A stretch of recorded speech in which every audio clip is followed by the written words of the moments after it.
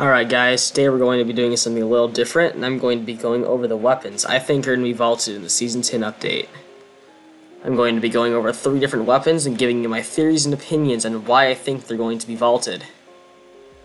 So as we all know, Epic Games vaults items in Fortnite on a pretty regular basis now due to items being overpowered, not used, or even for seemingly no reason at all. But for almost all vaulted items, Epic Games has a pattern of introducing a new similar weapon to the one that they will soon vault, right before they vault it.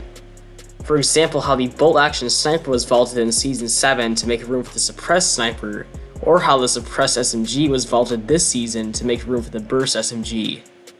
There are many more instances of this happening with ARs, shotguns, or even explosives. But for now, we're going to get right into the 3 weapons I believe are going to be vaulted in the Season 10 update, and why I think they're going to be vaulted. First up is actually the hand cannon. The hand cannon, also known as the Deagle, was introduced to Fortnite Battle Royale in the Season 3 update.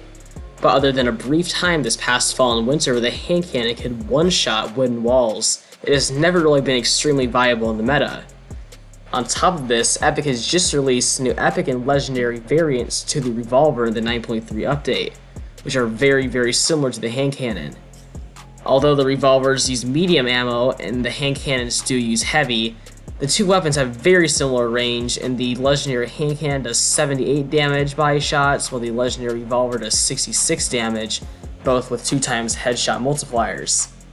So given all of that, I will definitely not be surprised if Epic does decide to vault the hand cannon for Season 10.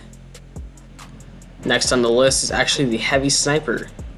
This gun has always been very popular inside Fortnite with its ability to one-shot through any player-built structure in the game, and its ability to hit 157 damage body shots, and with a 2.5 times headshot multiplier, that means there's absolutely no way for a player to survive a headshot inside of the standard Battle Royale game modes. This has often caused pros to think it's OP and in need of a nerf. That is yet to happen.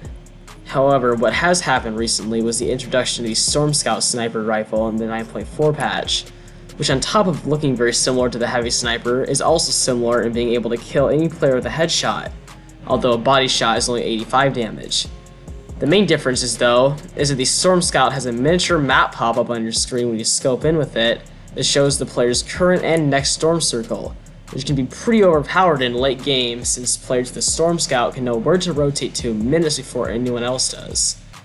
The other main difference is that it cannot one-shot a max health wall of any type.